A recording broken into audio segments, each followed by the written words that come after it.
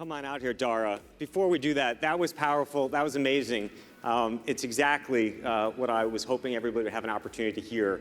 So, Melody, thank you for that so very much. Dara is here, and we've known each other for quite some time. We have.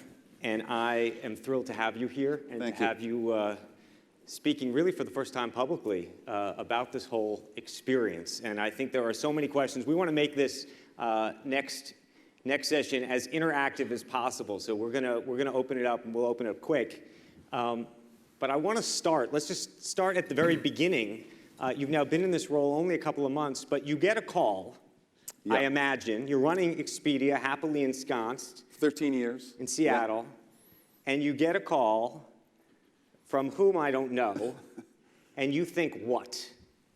I think that this is a call that I want to completely ignore. Originally, they call me, and it's the search and everything going on as it related to Uber at the time. It was this media circus that, honestly, I didn't want to be a big part of. And so I ignored the call. I've been called a bunch of times in the past, and I always say, I'm happy where I am. I've got the greatest boss in the world. I've got a terrific team, and I'm doing fine. I don't need to move. So originally, I ignored it, and then I had actually at the Sun Valley, at the big Allen & Company Sun Valley conference, I had drinks with a friend, Daniel Ek, who runs Spotify, and he asked me about it. He said, have they called you? Because I told them to give you a call. I said, yeah, but I ignored them.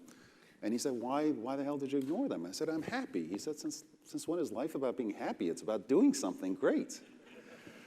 So I called them back, and I spoke to a few people on the board. I was really worried about all the leaks, et cetera, going on. So, and really happy that my name did not leak out there until the very end. And I went forward with the process, and at some point in the middle of the process, I decided to call Barry Diller, who is the chairman of Expedia and a mentor of mine for years, because I couldn't imagine his learning from the press before learning from me. So I told him. He wasn't happy about it, but he totally got it, and he was very supportive. And then one thing led to another. We had the conversations with the board, and I tell you, until that last weekend, for me, I kind of thought the whole thing was a lark, because you've got these giants of industry, who Jeff Immelt, Meg Whitman, et cetera, these capital names that they're talking to, and then there's this mystery candidate who's me, and basically I'm the only one who knows, and a couple of people who are really close in my life. So I honestly thought that I was just kind of a side hobby for the board, just in case. And the one person who always said that they would pick me was actually my wife, Sid, all along. She said, they're going to get you, they're going to get you. And I said, no, we bet $5, so I definitely owe her the $5. But just help us understand the thought process and the process itself, because if you read the headlines during this period, there was a practical insurrection going on the board. There were scandals every which way. There was the Holder report.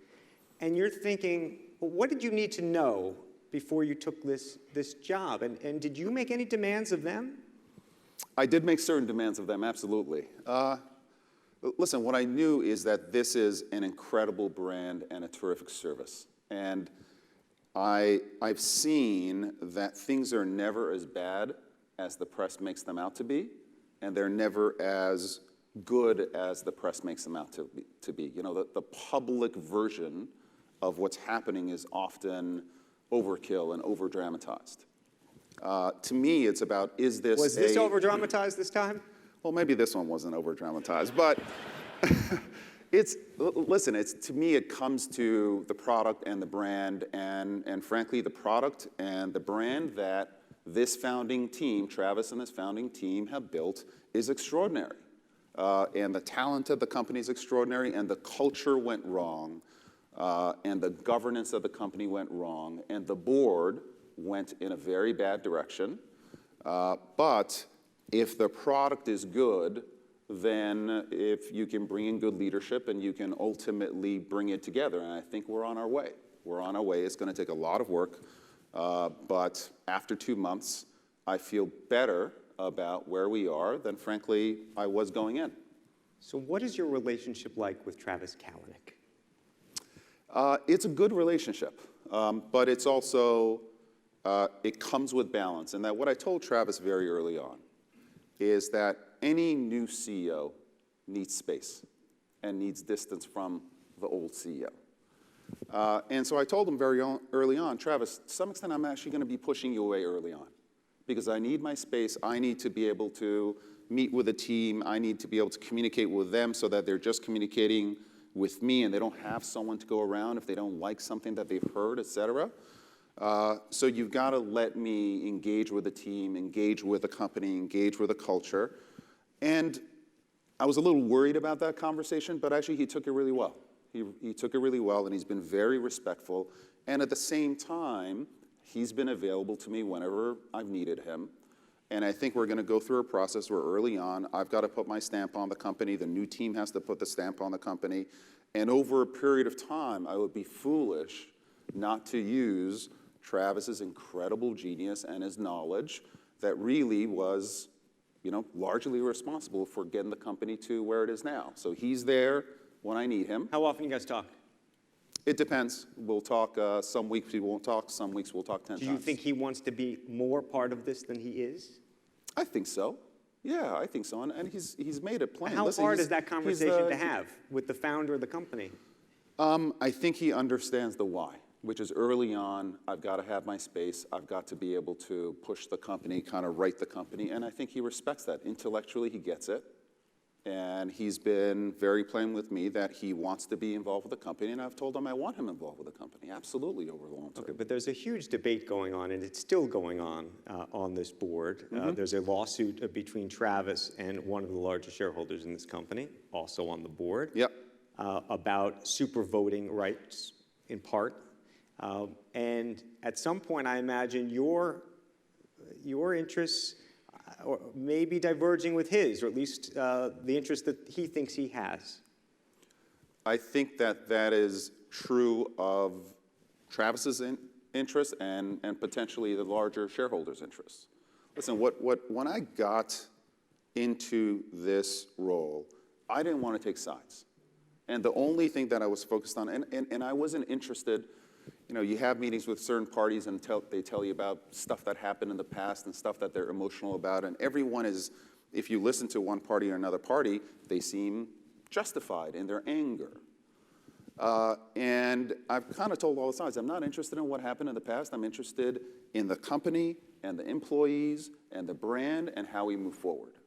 So I've tried to consistently play this role where I don't take sides. Don't tell me about what happened. Tell me about what we're going to do. And as it relates to governance, for example, we've taken some very, I think, positive actions as it relates to governance. Actually, the board itself and the high vote shares voted to get rid of the high vote shares and essentially get into a one share, one vote situation. We're reconstituting the board. It's going to be a big board, but that's okay.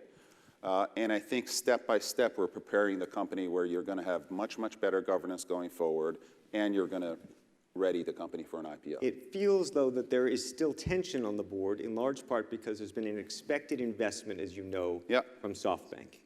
And part of that investment requires everybody on the board getting together. Yep. And that hasn't happened yet. It hasn't happened yet, but it will. Why? What's happening? Because our making the changes in governance is unquestionably good because our bringing in SoftBank as a strategic investor at the right price would be a good thing. We've got to get to the right price, et cetera. And you're right, there's negotiations going on. They've probably taken longer than they should have, but we're going to get there because all the parties in the end, they know that this is a good direction to go in, and we just kind of have to badger our way But there. you do see the perspective, I imagine, of Travis's side, which is he's saying to himself, I'm the founder, I started this thing, and now I want to run this thing. And I have these shares. We agreed when we first started this thing that I should get the more votes than everybody else. And now they're telling me that the thing that they agreed to isn't the deal that they agreed to. Yes, but the high vote shares themselves as a class are voting, and Travis in the end agreed with the direction that we're going at. Listen, the fact is that you have, I don't necessarily have anything against high vote shares, but there are many, many, many companies that have low vote shares, Amazon, Salesforce, et cetera, that make the kinds of long-term bets that you would want any company, Starbucks, to make, okay? So there's this reasoning behind high vote shares that I don't think actually is necessary in real life. And high vote shares work when the leadership and the high vote players actually are in concert. And you have two parties here who are far from being in concert and are shooting at each other. And to some extent, what I told the board is, if you're going to shoot at each other, at least let's shoot each other with conventional weapons instead of nukes. So let's get rid of the high vote shares. Let's become a great governance. Let's become a great example of strong governance. And let's move forward. This is not about control. This is about the company. Okay, one more question on this particular topic, and then I want to go somewhere else, which is this. Tell us about the day that you learn that Travis wants to put 3 board members on the board and didn't tell you. 2 board members. I'm sorry, I apologize, 2 board members. You put out a statement or an email to your staff calling this, quote, disappointing news and, quote, highly unusual. What was that day like? What was it was disappointing and highly unusual.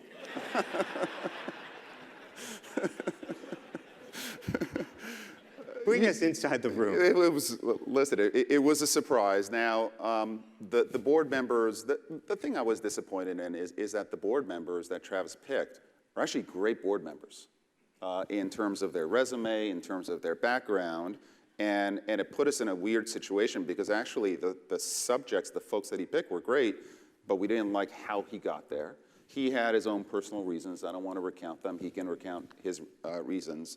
I think in the end it's going to be fine because Ursula and John aren't on the board because of Travis. They are because they picked him, but they're on the board because they're interested in the Uber situation. It looks like a difficult situation, and they think they can help. What was the culture like going into this? And I wanted to ask you actually before you took the job, did you ask to read the Holder report? I mean, how much diligence did you feel like you needed to do? I did not ask to read the Holder report. And listen, the Holder report isn't public, but I think a lot of the elements of the Holder report are out there. So I had read the Susan Fowler post, et cetera.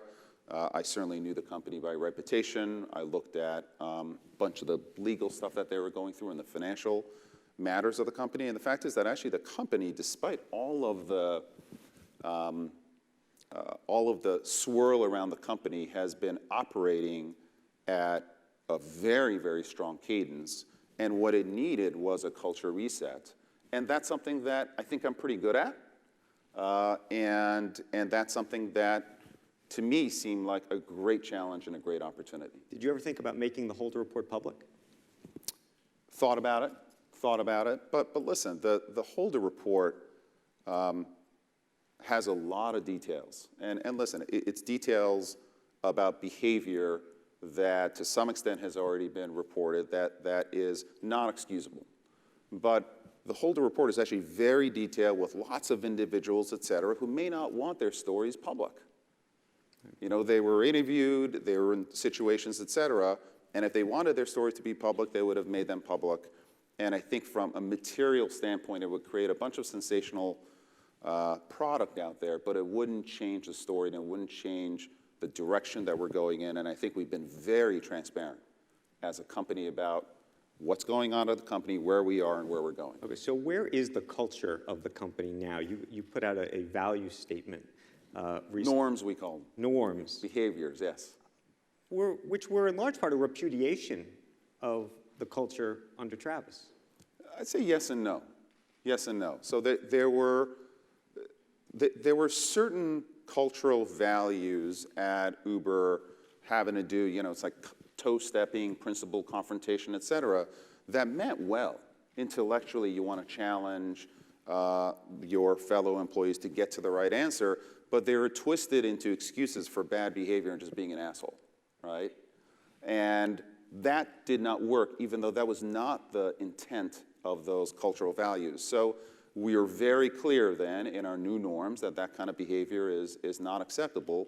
at the same time, we carry through a number of values about acting like owners, making big, bold bets, ideas over hierarchy, a lot of ideas that were actually in the old culture of the company. Listen, the values of the company were different, they were interesting, they were not all perfect, but the fact is that it's those values that created the most highly valued private company in the world.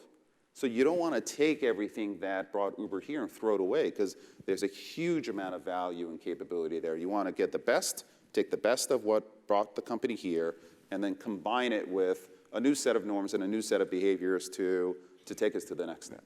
You've said that the next step, where the company has been relatively explicit, that the next step is an IPO eventually.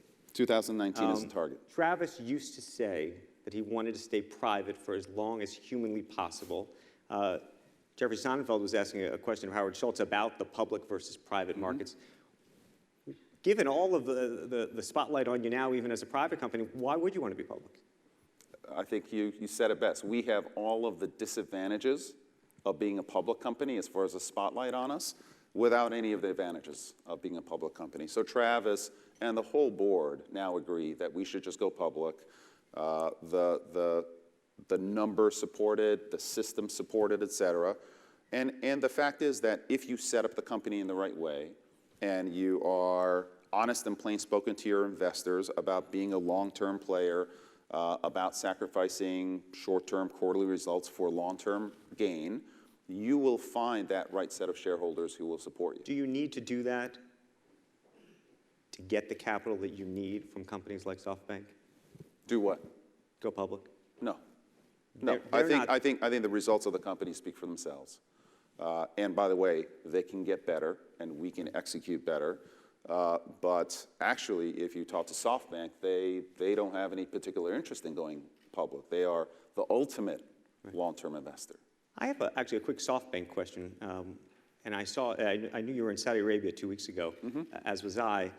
There was a fascinating article in the Times earlier this week by our tech columnist talking about really the idea of Saudi money, or potentially Russian money, or other money, foreign money, if you will, in the Valley, and how the Valley or corporate America should think about that.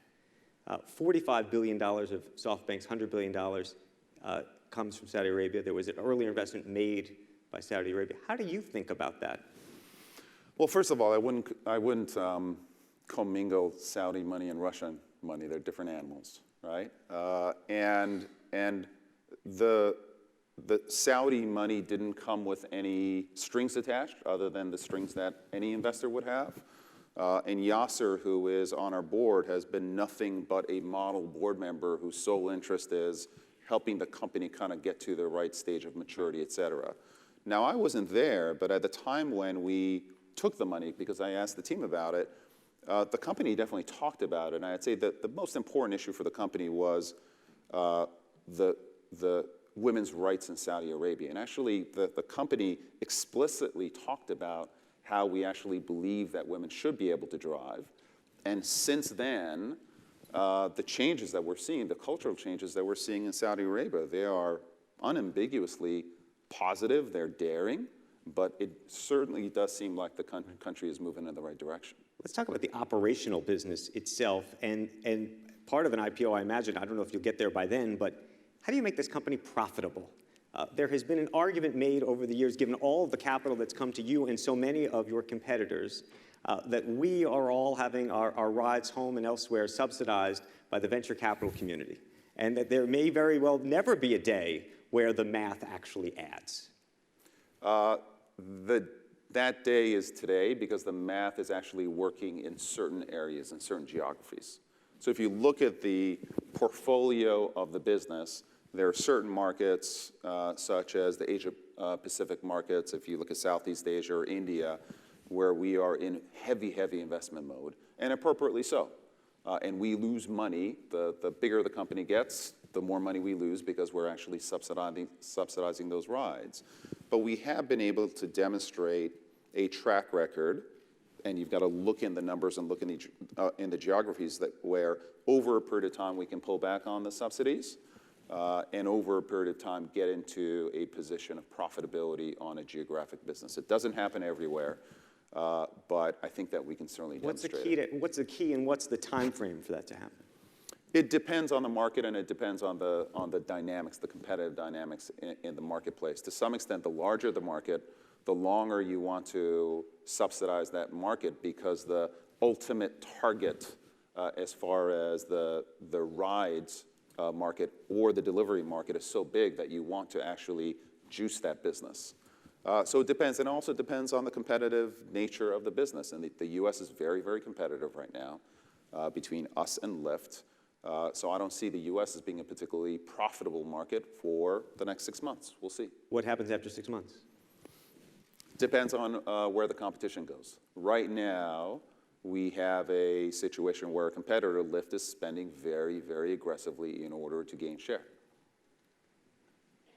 How do you feel about drivers who really are your customer representatives? It's very complex. It's actually a very unusual situation, because even during this whole, what seemed like a crisis over the summer, I remember having a conversation with a friend about talking about it. This is one of the few businesses where the customer-facing element is actually doesn't technically work for the company. How do you feel about them more and more driving for Lyft? How do you actually create there's the culture at headquarters, but how do you create a culture to the extent you care about that? How do you even do that? Well, listen, one of the core elements of our service is that you get to be your own boss. You get to do whatever you want. So would I rather not have them drive for Lyft? Sure. But actually, part of the service is that you get to drive for Lyft, or you get to drive for us, and you get to not drive if you don't want. That said, the company has definitely recognized that the driver is probably the most important element of the actual consumer experience. If we've got happy drivers, then our consumers are in cars, they're treated well, et cetera. So we have been on a program, a significant program, to consistently improve the driver's experience. We introduced tipping earlier this year. We've changed kind of how much drivers get paid for wait times, to the extent that a driver has to travel a very long distance and then gets canceled on at the last minute. We've adjusted the cancellation fee for those kinds of elements. So we've very programmatically gone through the driver experience. And if you look at the driver sentiment as it relates to Uber, it has been increasing dramatically over the past, I would say, 3 to 5 months. So it's working. They're hearing us. And they are a very, very important constituency for us, and we're going to pay a lot of attention to them. What do you think the relationship should be between Uber and the drivers? I mean, there's been a larger sort of workplace debate in America, talking about employment even, and benefits and all of the things that come with that. How do you think about that? The number one reason that our drivers tell us they love driving for us is because they're their own boss. So we have a model that works, that can create, because we don't have to have the overheads, et cetera, of pension, et cetera, we can actually deliver product at very low cost to the ultimate consumer. And the drivers like it. They don't want to be employees. I was talking to a driver who, in Seattle, was telling me how she comes early in the morning, and then she gets to go back home and drive her daughter to school, and then she does some eats pickups around that area. She has lunch with her friends, and then comes back to Seattle and drives. Like, that is the beauty of the model. They do whatever they want. So if it's working for consumers, low price, if it's working for drivers, and it's the number one reason why they like us, why change that? What about regulators? Let's talk about London. Sure. You land in this job and literally you dive right into the pool. London effectively announcing that you're going to effectively be out of business. There was some firefighting going on, yeah. What happened, and where's this headed? Well, what happened was that the TfL said that they were going to suspend our license, which was a big issue. We have a significant presence in London, and we have millions of consumers who depend on us in London. I flew over, and I met with Commissioner Mike Brown. The TfL had been very clear about their list of concerns. And I think we were guilty of not communicating, miscommunicating, answering partial questions, et cetera.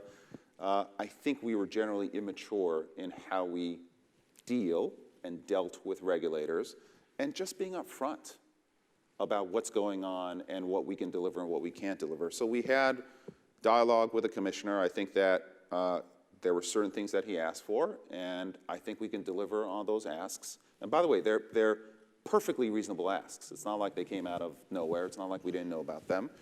And our teams are working with theirs, and I hope and I expect, actually, that we will be in business in London for a long time. When will you know?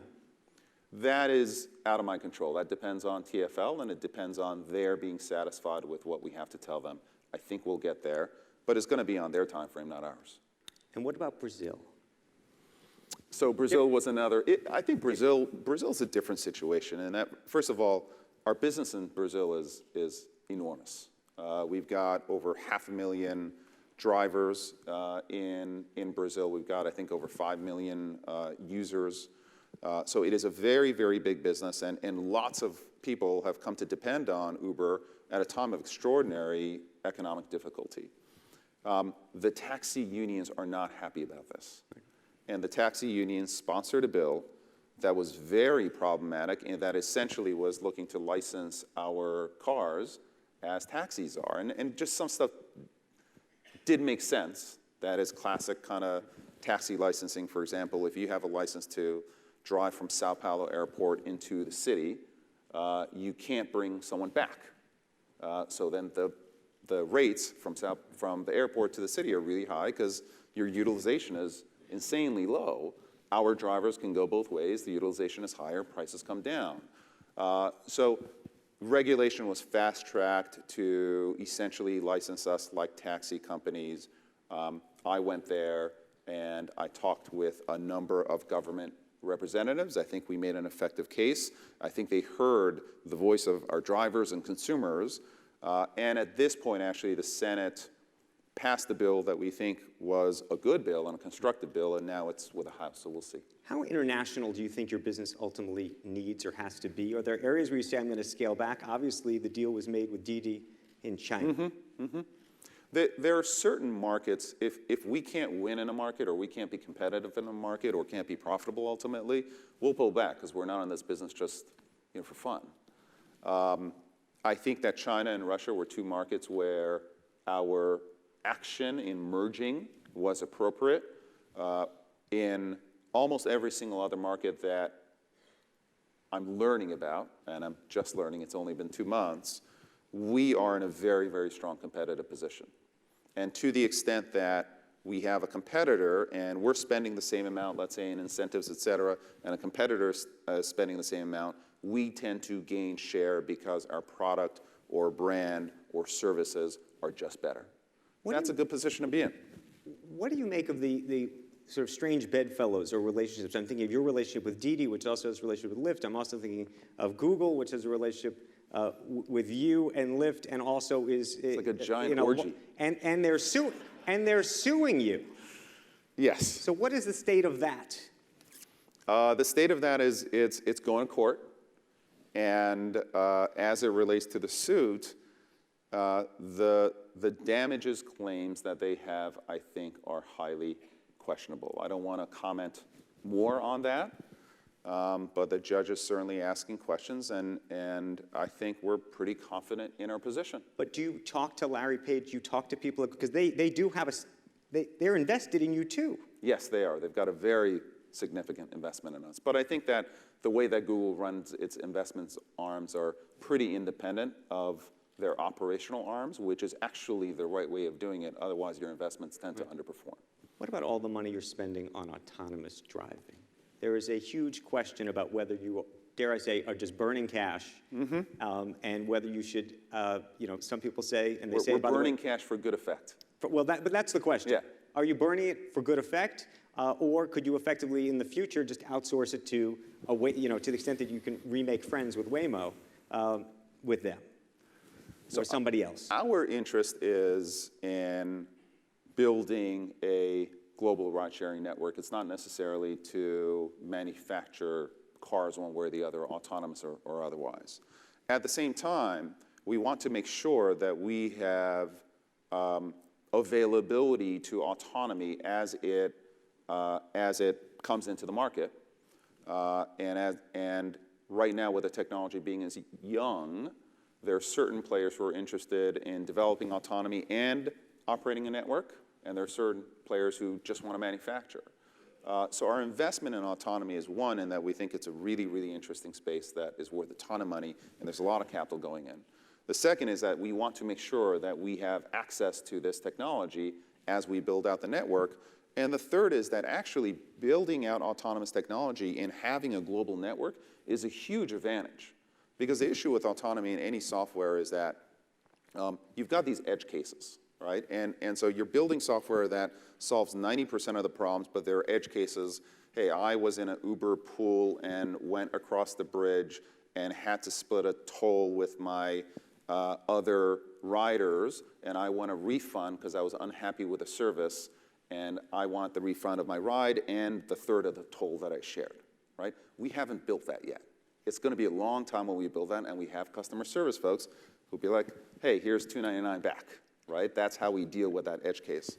With autonomy, the edge cases kill you, right? So you've got to actually build out for all the edge cases, which makes it a very, very difficult problem to solve. If you have a network live and you're developing autonomy, and I don't think this stuff is going to happen, it's not going to go from 0 to 1. There are going to be hybrid networks. You can answer certain calls. I'm going from A to B with an autonomous vehicle. The weather is good. The roads are mainline roads. There's no traffic. There are no accidents. That one can be, let's say, served by an autonomous vehicle versus another ride that will have to be served by a person.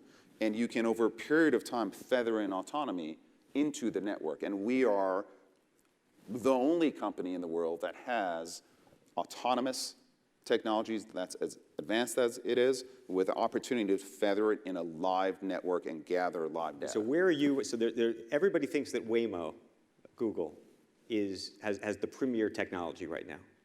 Where are you relative to what GM is doing, relative to all of the other players out there? I am very confident that we are one of the top 3 players in developing autonomy. And I think that the Waymo case Who's has the third? been, I don't want to name names. And honestly, I don't know enough right now. But I'm very confident of the team. We've got cars out there now. How quickly could you feather it in, as you say? Stay tuned. Sooner rather than later. Is that a year? If we were sitting here in a year from now? I'm not commenting. Okay. Let me ask you this, though, and it's really a question about employment, talking about playing for the long term. One of the great messages of Uber is this idea that you're creating employment and creating employment options for people. And you've gone to all sorts of jurisdictions all around the world and made that case. Mm-hmm. If your autonomous car works, it's going to become very complicated very quickly. Yes, but you've got to look at the math. If I was a driver, you've got to look at the math. What would you be telling me? I would tell a driver, do your math. So right now, we account for far less than 1% of miles driven by car. There's, in the US, about 3 trillion miles driven. We're a fraction of 1% of that. So people think, wow, ride sharing, it's such a big business. It's actually a tiny, tiny part of overall driving. And until we become a real alternative to car ownership, I don't think we will have succeeded. So if that less than 1% goes to 10%, and it actually can, then you've got, let's say, a 10 to 20x volume and demand coming into these ride-sharing networks. But everybody needs to be into the Uber pool. Nobody's sitting in the back seat. Yes, yeah, you actually need multiple folks, et cetera.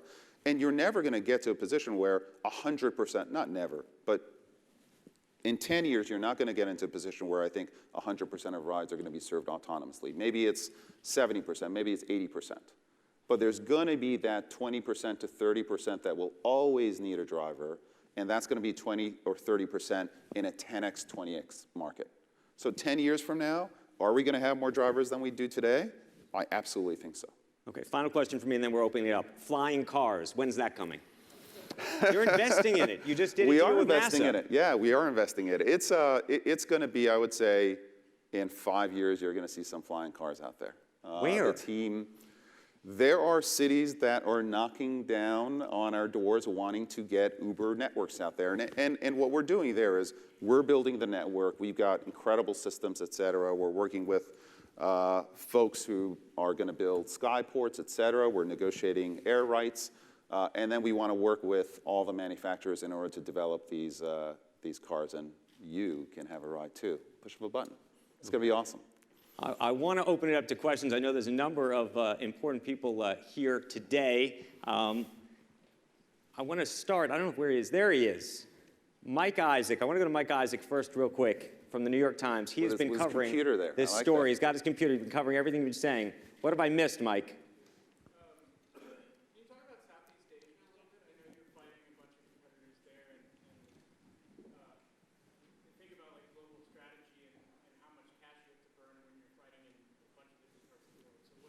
He doesn't have a mic, so just the question is sort of how much money are you willing to burn in certain areas and how are you thinking about that? Yeah, so Southeast Asia is one of our most competitive markets.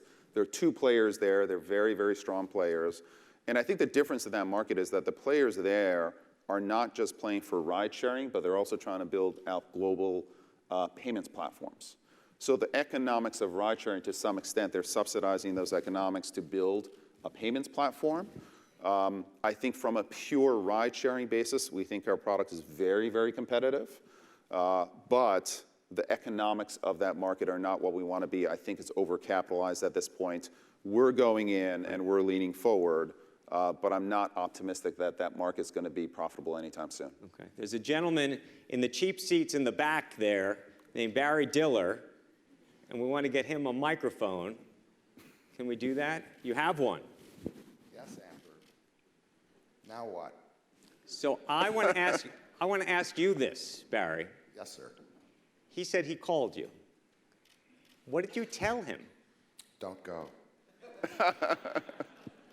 I said, look at how wonderful this place is, and there's still lots of challenges left. It's true. And after we talked for a few minutes, I said, you know, I can't stand in the way of this. It's too much of a big adventure. And so I did my best to help where I could. And encourage, actually, him. But the great testament to Dara as an executive is that it took us about 90 seconds to decide on succession. Yeah. Because we had, and he had built such a great bench of executives that it was just absolutely not a missed step. And that is, I mean, the most important thing, other than operating the company, is to organize deep benches with real succession. And he did a fantastic job at that. So once that was assured, I kind of wished him well. You just kind of wished him well?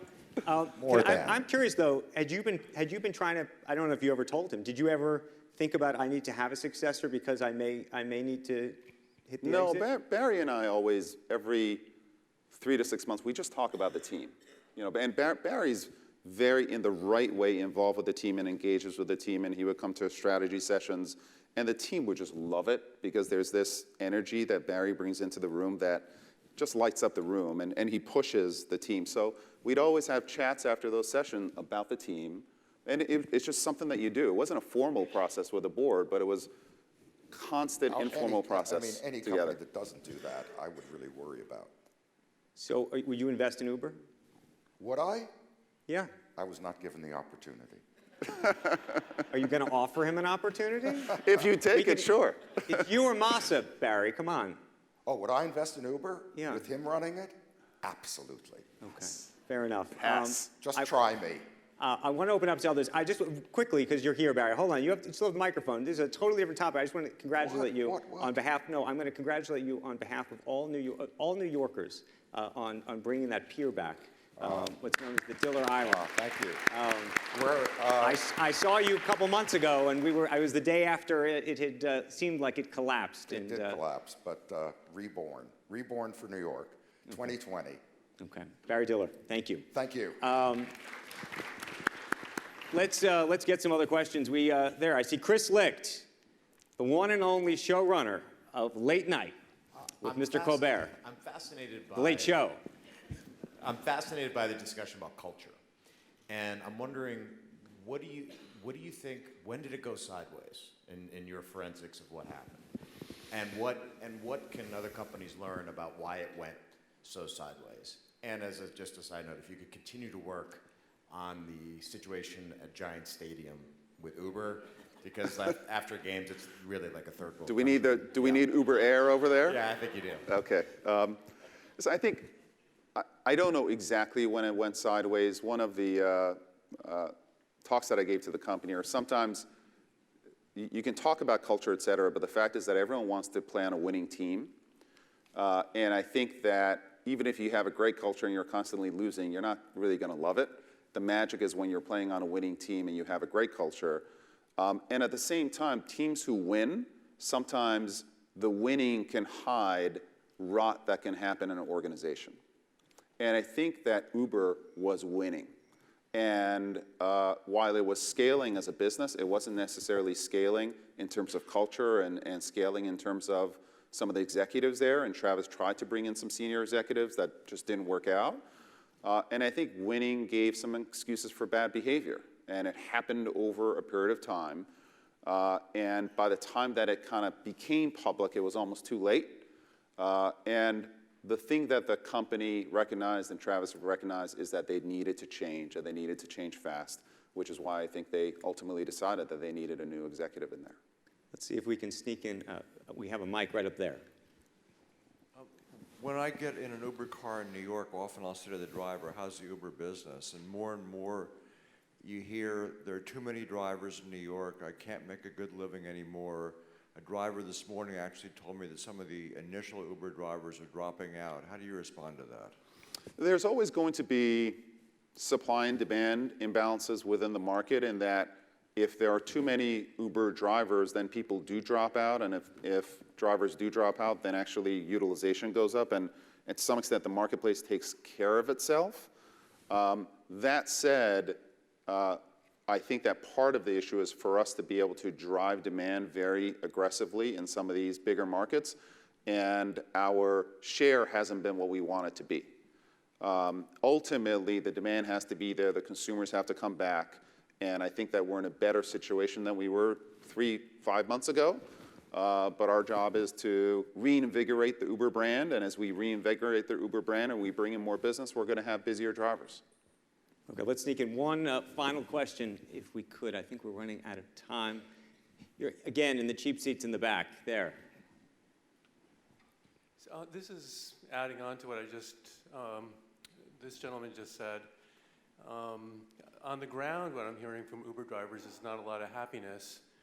And so I texted one of them, and he told me that when he started driving, Uber took 15% of his cash, and now they take 36%. And he said he has to really drive 8 hours a day to make $150, which doesn't sound that bad until you realize he's got to pay his car insurance, his TLC fees, the payments on his car. So the thing that I'm hearing is that, again, that a lot of Uber drivers are dropping out because they just can't make the finances work. Doug Stumpf, one of the great editors of Vanity Fair. Yeah, and so part of the issue as it relates to economics, especially in the US, is actually the cost of insurance. And a very, very significant, the biggest bite, kind of the biggest winner in this to some extent are the insurance companies. And that's just the reality of tort law, et cetera, and the cost of insurance in the United States. That's by far the biggest bite that goes out. And believe me, we're not making a ton of money here in the US off of the drivers. It is kind of the facts of the economics of the business. On average, in the US, drivers make significantly more than what you described that driver making. So there are some drivers where it may not be working, and there are some drivers that I talk to where it's working pretty extraordinarily, and we've got to get that right. But you're always going to have a 10% who are making a ton and unbelievably happy, and 10% where it's not working out when you have more than 2 million drivers. So we're going to do our best, and we're going to do our best to get this model working for all of our drivers. Okay, Dara, we've just clicked on and tried to get you an Uber waiting downstairs for you. Thank you. Thank you very, very much. You're very for welcome. This My conversation. pleasure. We all appreciate it. Dara, Thank you. That was awesome. Thank you. We'll be back in just a little bit.